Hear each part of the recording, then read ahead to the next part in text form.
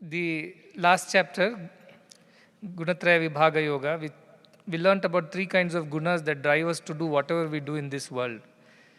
So we are driven by these qualities which are already inherent in us, which we are bringing from many births. As we all know, Sanatana Dharma believes in two basic principles. One is the theory of reincarnation and the theory of action-reaction, karma and karma prabhava. So actions and reactions lead to punarjanma. We are born again, and we are born again with certain qualities which we have acquired during our previous incarnations. So nobody is new here. That is why it's called Manava. Ma means not, Nava means new. So we are not new at all. Our bodies become new with every birth.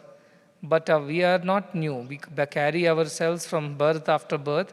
And some of these secrets are revealed in Bhagavad Gita. Even this time, Sri Krishna in the next chapter, Purusottama Yoga, is going to describe that. So we saw that these three basic gunas are there, Rajoguna, Tamoguna and Sattva-guna. And we know depending on the guna, we behave in a certain way and experience certain things. And then based on how we live our lives, driven by these gunas, we accordingly reap the results of our actions.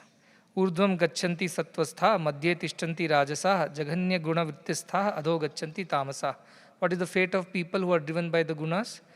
He says, Urdhvam gachanti, those sattvastha, those who have sattvic gunas, purity, they rise above. Above where? To higher worlds, to better worlds. Earth is not the best world. There are worlds above earth. We all know that by now. Bhu, Bhuva, Suvaha, Mahajanaha, Tapaha, Satyam. Similarly, there are worlds which are below also. And we know that if we do wrong things, we go down. That's what it says. Jaganya guna vrittistha adho gachanti tamasa. Because of the terrible qualities that a tamasic person embodies, after death, such a person goes to lower worlds. And then, what happened to the Rajasic people? They keep swaying like pendulum from this side to that side. Neither they go up nor they go down.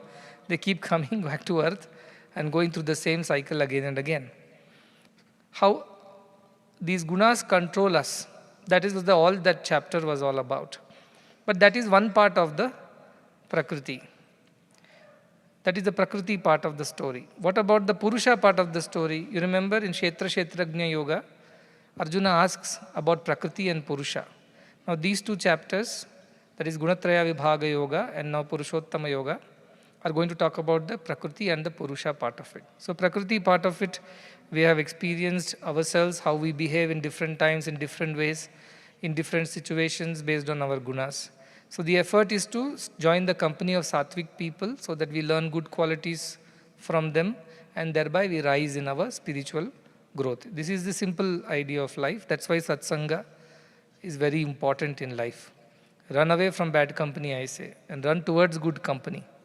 Tyaja durjana sansargam bhaja sadhu samagamam. Generally, we run towards the bad company. Somebody gives us a bad idea, we are in rush to implement it. We can't control our senses and mind. We are tempted. Whereas when good ideas come, we postpone it. I always tell, when people ask me, we want to do this good work, please tell us a good muhurtam, date, time, place. I tell for good work, you don't need muhurtam. For bad work, better find a muhurtam. So when the good thought comes to you, implement it then and there. Don't wait for another moment because our minds are very difficult to control. As Arjuna himself says and Krishna acknowledges. Yes, minds are very difficult and gunas are nothing but the qualities that are present in the mind.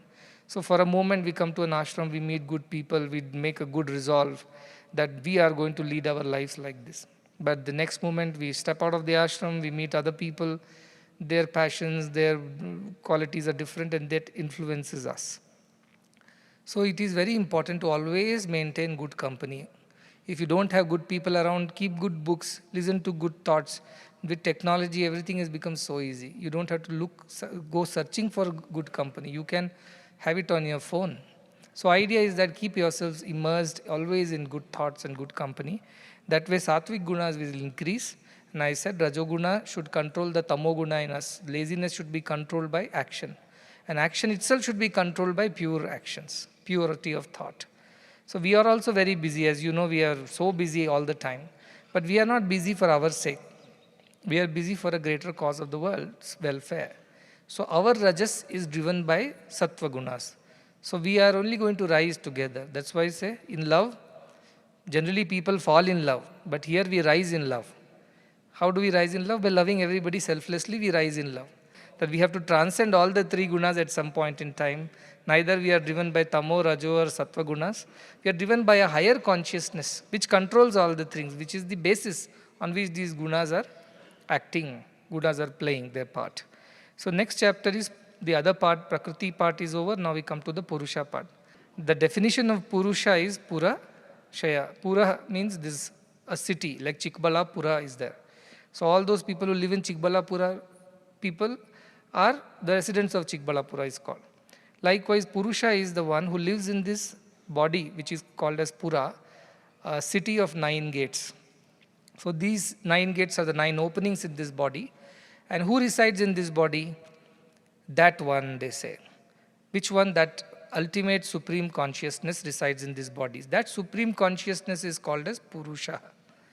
So you are also Purusha, they are also Purusha, I am also Purusha. Everybody is Purusha actually. Because there is no place where this consciousness is not there. Even in an ant, in an insect, in even trees and birds and bees, everywhere the same consciousness.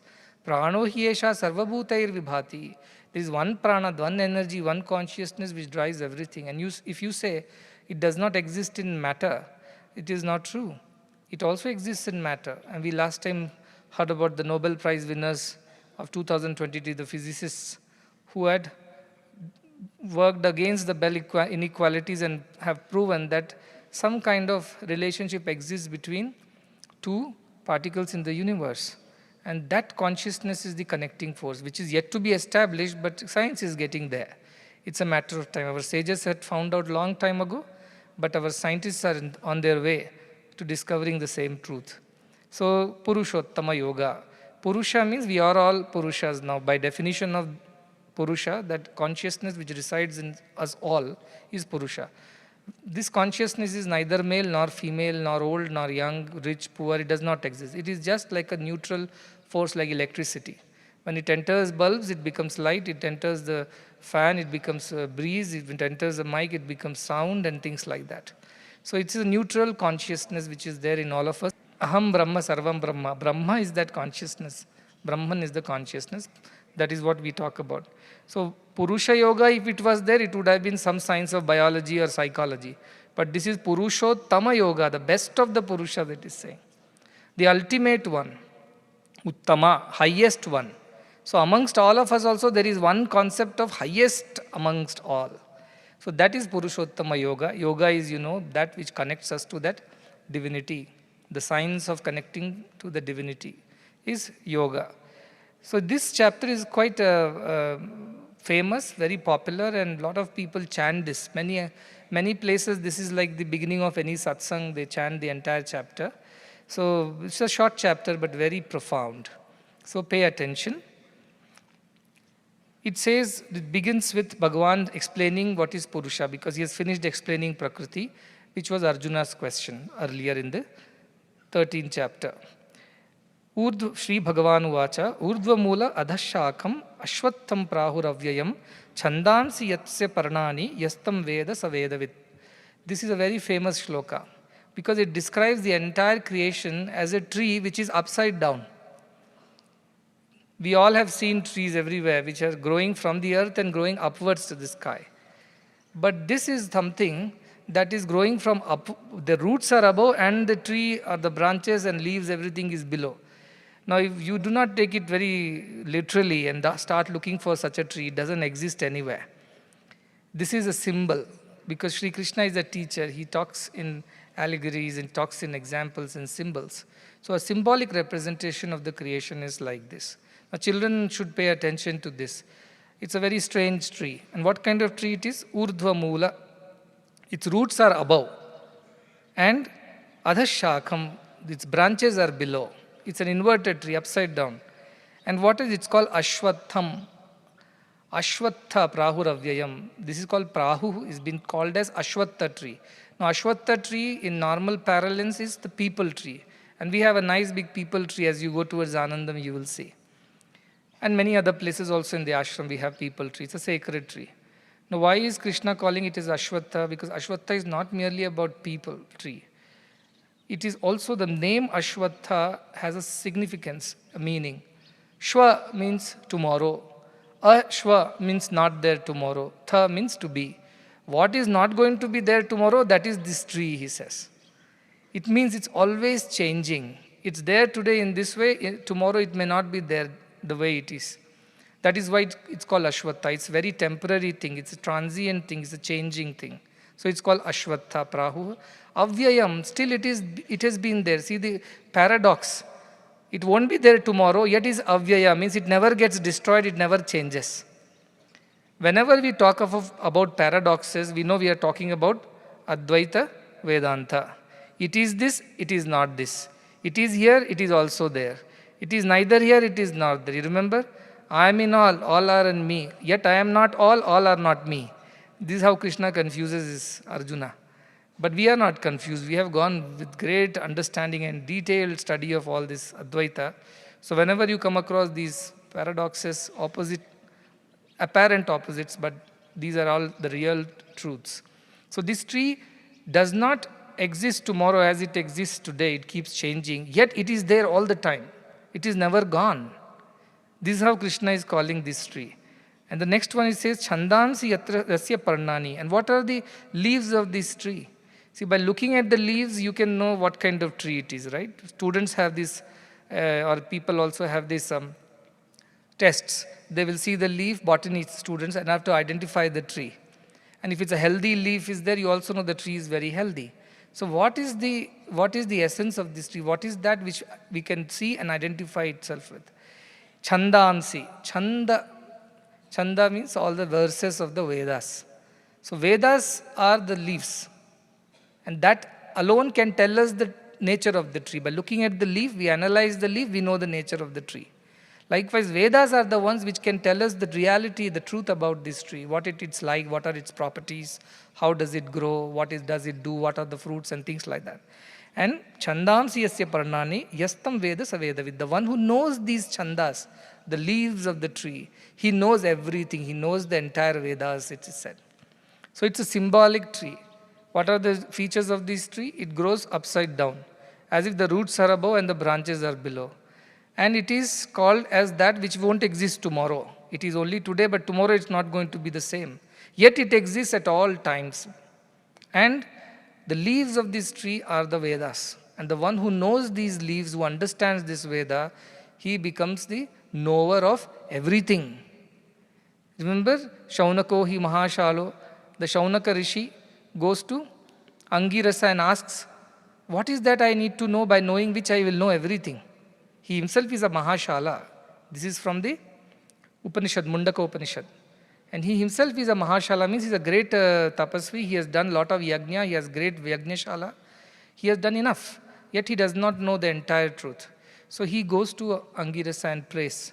Tell me, O great one, I have learned so much, but I am not satisfied. I think I don't know still many things.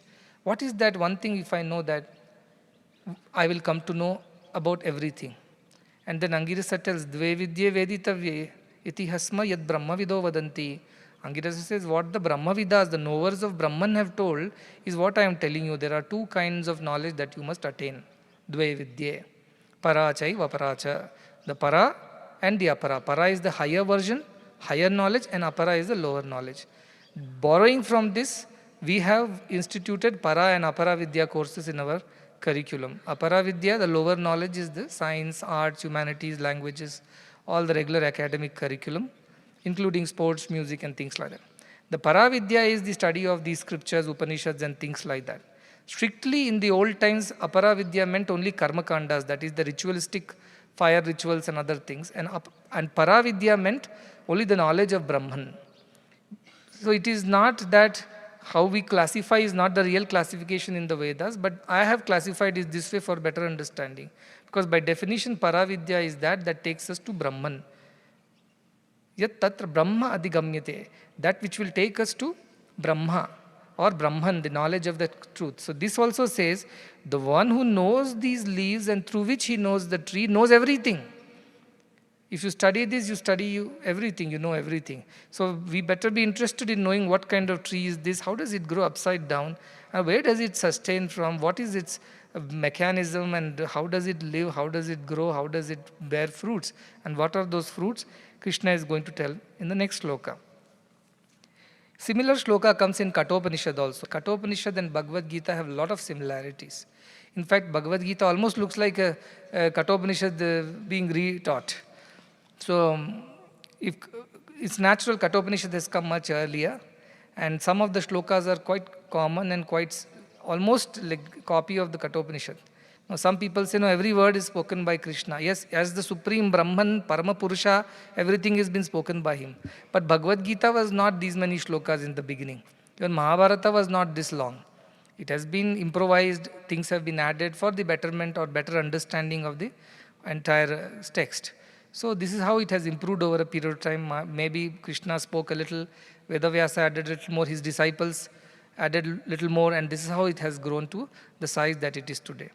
Nevertheless, Kathopanishad also carries a similar shloka. It says, Urdhva Mulo Avak Shakha Eshaha Ashwattha Sanatana. There also it's called Ashwattha, and it is also saying that the roots are above and the trees below. Similar mention is in other Upanishads also. So what is that Krishna is trying to tell us about it? That is the whole thing. Remember the qualities, it grows upside down, its leaves are Vedas, and it is not there, yet it is there all the time. This is the quality of the tree. And what else is there? He says, second shloka is, Adhaschordhvam prasrita tasya shakha. Adhascha urdhvam. Below and above, its branches grow. Prasritas tasya shakha. Shakha means branches. So a tree naturally has roots, then the trunk, and then the branches. It says some branches go above, some branches go below. It means branches grow in all directions. That is what it means. And what else happens? Guna pravruddhaha vishaya pravalaha. Gunas, remember gunas from the last chapter? Rajoguna, Tamoguna, Sattva-guna. They are the pravruddha, means they are the cause of its growth.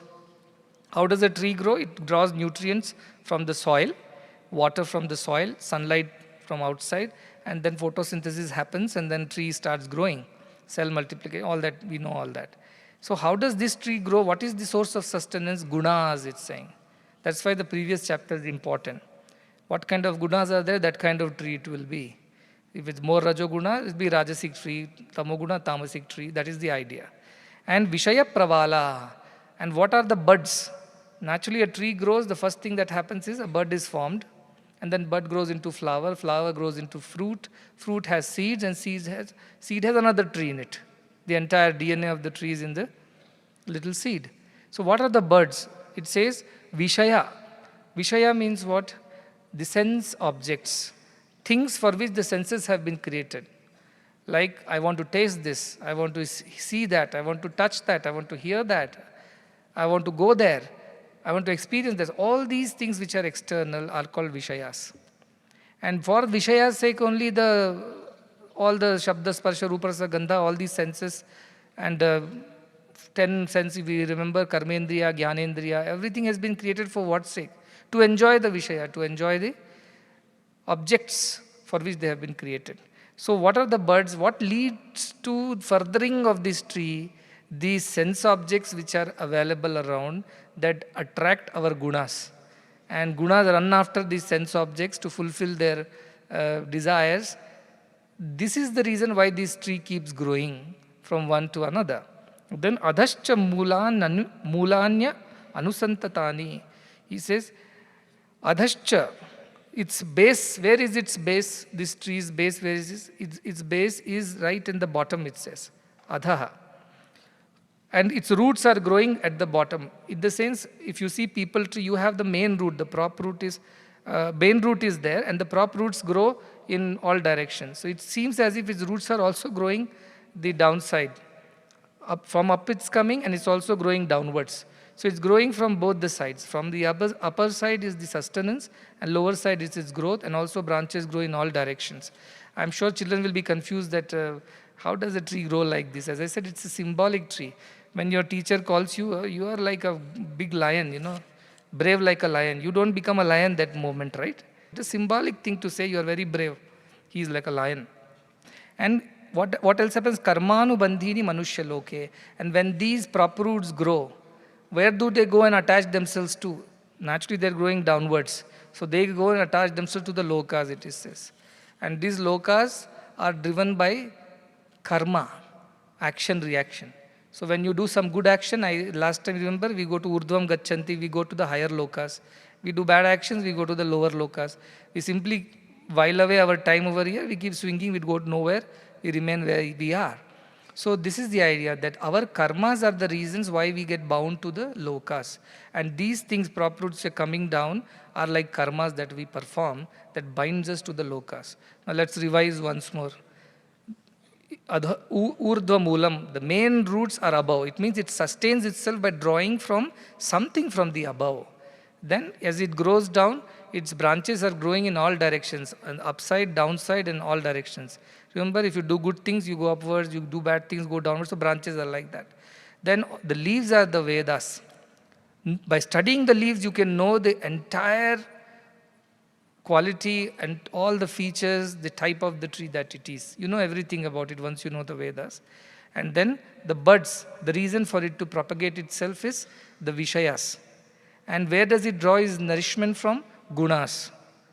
And where does it grow? It further grows in all directions, also grows down. Its prop roots are growing down, and they're binding us, tying us to the worlds, various worlds, based on our karma.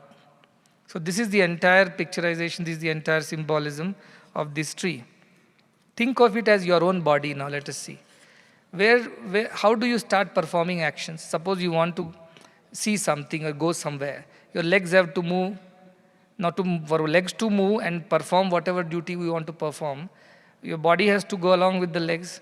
But who created this idea of going all the way and doing something? Something in our head we say, something we thought, and once the thought happened, that slowly translated into action. And then action is translated into reaction. Now think of yourself as an upside down tree. You don't have to hang upside down as you are. Think yourself. Your head is the root cause of all your good and bad that you do, your thoughts. Sow a thought, reap an action. Sow an action, reap a habit. Sow a tendency. Sow a tendency, reap a habit. Sow a habit, reap a character. Sow a character, reap a destiny. It is said. So once our thought starts in our head, that is the beginning of all our actions. From there, the thought grows till it becomes a desire. And that desire is so strong that we can't sit quiet till it is fulfilled. So we walk, do whatever is required, and try to fulfill that desire. But once we fulfill that desire, there is a reaction to it. Then we have to accordingly reap the fruits of that action. This is the rule. And where do we reap the fruits of this action? In lokas. Which kind of lokas? Higher lokas, lower lokas, or this bhuloka in which we keep on reincarnating again and again. So this is the symbolism. And it's quite interesting, as they say, yatha pinde tatha brahmande. So you can think that Brahmanda, the entire creation, is being described by Sri Krishna like this tree that is happening within us. Our gunas are there somewhere. Somebody is thinking, where do they put their finger? I'm thinking. You always put here. So think of it as the root cause of all the issues. The head, from where we start thinking, and from there everything starts. That's why in second chapter Bhagavad Gita, Krishna tells 8 steps to one's downfall. Dhyayato vishayan punsaha, sangasteshu upajayate, sangat sanjayate kama, kamat krodho vijayate, krodhat bhavati sammoha, sammohat smriti vibramaha, smriti vamshat buddhinasho, buddhinashat pranashyati. 8 steps. You see something, you develop a desire for it, start thinking about it. Dhyayato, keep thinking about it, what happens? Sangaha, attachment grows towards it. And sangat sanjayate kama. With this attachment slowly grows into a desire. I want to possess it. I want to experience it. Then kamat krodho vijayate. If you are not able to possess it, you are not able to take it or get it, anger. I can't get it, I want to get it, then you get angry. Krodhat bhavati sammoha. Once you are angry, you do not know what you are thinking, talking or doing. Your sammoha means you are deluded. Sammohat smriti vibrama. When you are deluded, your memory power goes away. In the sense you can't think right. You don't remember what happened last time when you went through this process. You were miserable, but this time you have forgotten about it because your mind is deluded. Now you want to run behind the same thing. So, moha, smriti vibramaha, your memory power, your understanding goes for a toss. You can't remember things, you can't discriminate. Smriti Brahmshat Buddhi Nasho, then your intelligence is destroyed. Because intelligence depends on the memory. Remember, Mana Buddhi Chitta Ahankara.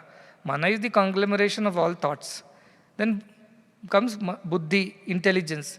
But intelligence depends on Chitta, the memory of the past. Suppose you have burnt your finger once in the fire, the memory of that is in your Manas. The next time you see fire, your Chitta will remember this is fire. And last time my Amma told, don't put your finger in it, and just exactly that I went and did. Put my finger in the fire. And it burnt like hell. So your memory is there. But now an angry person has lost his memory, lost his discrimination. So he goes and does the same wrong thing. And then what happens? Buddhi nashat pranashyati. Such a person meets his own destruction because of his desire. And that came from a thought. That's why in our Patanjali Yoga Sutras it tells, Drishta anushravika vishaya vitrishnasya vashikara sangya iti vairagya. What is vairagya? What is detachment? Attachment we just know how it happens. What is detachment? Drishta. Anything that you have seen. Anushravika, you have heard from somebody who might have heard from someone. Vishaya, about some object of the senses. Vitrishnasya, developing no desire for it. Controlling that desire. Vashikara, Sangya, that state is called Vairagyam. It means you might not have seen the thing, but you have heard about it. Khilji, he came, he heard about Padmavati was so beautiful. And he did not even see her. But by hearing about it from somebody who had heard from somebody, because nobody had seen her, he developed such desire that he waged a war, and you see how much destruction he brought. So this is the idea of desire. So this karmanu bandhini, why does our feet or legs, they go or reach somewhere? Because we have created a desire in our head which pushes the legs to walk. I want to eat that. Now where is it available? In such and such shop. Buddhi nashat pranashyati. So this is how we do. The karma only binds us. So you land up in different lokas according to your karma. So this is the tree, how it grows and how it spreads itself, and how it runs behind the sense objects, and how it derives its nourishment from the gunas that we have brought with ourselves, and ultimately we end up in binding ourselves, like the prop roots get us tied to various lokas. So this is the entire thing. So what is the way to get rid of this tree? Krishna should teach us that also, that our life is getting bound. So how to free ourselves is the question that you have to ask. And Krishna himself will answer, but a while later. Meanwhile, he continues to explain this tree. He says, Na rupam asyeha tatopalabhyate, na anto, na chadina, na cha sampratishtha. He says, if you are going to search for the tree, such a tree, does it exist outside? Can you see it? Can you feel it? Can you touch it? Not possible, he says. Rupam asya iha tatha na upalabhyate. It is not available for you to see this tree here. But it does exist, Krishna says. However, you can't see it with your naked eyes. Na anto na chadina adi. No, there is beginning, nor there is an end to these trees. Nor you will know where it is established. Because it is not a physical phenomenon. It is a symbolism. It exists in our very existence is this tree. At the same time, Ashwattamenam suviruda mula. This tree is firmly rooted. Firmly rooted. Where it's rooted? In the something above. It's rooted. And also there are roots below, which binds us. So its sustenance comes from somewhere. It binds us to somewhere else. It is very firmly rooted. It cannot be like, many trees, if their roots are not very strong, what happens to them? A big storm and the tree falls. But here this tree will never fall. It is so strong. Suvirudha mula. Very strongly bound with its roots. And what can you do? So how do you get rid of this tree? He says, Asanga shastreda drinena chitvaha. Asanga shastra, there is only one weapon, one axe or whatever, with which you can cut it down, cut the roots, cut the bindings. What is that asanga? Asanga means no attachment. No attachment. That is the way you can get rid of the binding of this tree. So you will say, I can't see the tree. If I have an axe, I can go and cut the roots and branches and get rid of it. But he says you can't find it outside. There is no physical weapon to kill it or destroy it. The only way you can get rid of it is through asanga shastra. Shastra means a weapon. Asanga means detachment, non-attachment to anything. That is the only way you can firmly cut it and get free. This is what the asanga shastra is. Where does it exist? Asanga Shastra, exists in us. Our ability to remain detached from the world and the worldly objects is the only way to get rid of this tree which binds us to various lokas through our karmas and keeps propagating and growing because of our furthering of our desires or through our gunas. So this is the only way. The only way is to become detached, unattached with this world. So you will say, I am in this world. How do I live unattached life? Now I have family, I have job, I have a name, I have work, I have position. I need to look after all these things. You said you look after all these things, yet you don't be attached to it. That is spirituality. You can enjoy the world. The world should not enjoy you. Boat can be in the water. Water cannot get inside the boat. That is the idea. How can we live like this? Ramakrishna Paramahamsa used to give example. When women will cut jackfruit, it has got a very slimy kind of a secretion. It sticks to your finger and irritates you. So what do these women do? They apply oil to their hands and then they go and cut the jackfruit so that the sticky, slimy secretions won't stick to your hand. And so you can cut the jackfruit, cook the jackfruit, eat the jackfruit, but your hands are not destroyed. So that is asanga, that is vairagya. That is what one needs to develop in order to live in the world yet not be bound by the world. So how can you fell this tree? How can you cut it down? Through the sense of detachment that you must develop while you are living in this world. That is the essence of this. And what else you should do? Tatah padam tat parimargitavyam yasmin gata na nivartanti bhuyaha. Tatah padam. Therefore, how do you go about it? Tat parimargitavyam. Go searching for where the roots are. Where is the origin of this tree? How did it all start? Go searching for it. And what happens then? Then only you will find where to cut it. Where your detachment should come. You must trace why this reaction I am facing now. I have done some action, so this reaction. Now what is the action that I have done? Go back and trace that action. Then go back and trace how did this action happen. Somebody instigated me, somebody brought a desire in my head, somebody told me about it and therefore I followed it. Then you go back and check how did it happen. Oh, some bad company, bad ideas, bad thoughts crept in my head. Now go and trace that thought back. And slowly you go and trace that behind the thought are the gunas. Gunaha guneshu vartante. They for their own sake they work. They don't listen to us, these gunas. So what happens then? Generally my nature is a naughty nature. Many children join our institution in 6th class. Some are saintly. They won't retaliate, they won't react. They are so quiet and nice. Some people from the day one they are difficult. Who taught them all? They have brought it with them. We didn't teach them. Truth is you are doing what you are doing because you are made like that. Your qualities drive you to do that. However, others become kind of an excuse for you to do what you anyway wanted to do. So you trace your thoughts all the way back. I call it ekatmya pratyasara. And many times last time in Paravidya workshops also, many morning meditations we did that. We categorized our thoughts as sattvic, rajasic and tamasic. And then what did we do? We went on discarding the tamasic thoughts, rajasic thoughts, and then kept only sattvic thoughts. And we also went on tracing the journey of this thought. How did this happen to me? Where did I see, hear, learn about it, read about it? Who told me about it that this got inside my head? And then slowly you trace and go back to the bottom of the thing and then cut it forever. Remember our Chanakya, he was going with his disciple and then he stepped on a thorny bush and one thorn stuck in his flesh foot and he was very hurt. So what did he do? He went to the nearby shop and bought some jaggery or something sweet, a syrup. And then he brought that syrup and started pouring on the thorny bush. And his disciple asked him, what are you doing? You could have as well just, cut it or removed it and done something about it. He said, no, I want it to die from the roots. Let the ants go and eat up the entire roots of this bush so that it will never grow back again. So that is the kind of tracing down we have to do. The real cause of why we ended up in what we ended up in. And that is what he said, tat parimargitavyam. Follow the path. Where it is coming from. Where are the origins?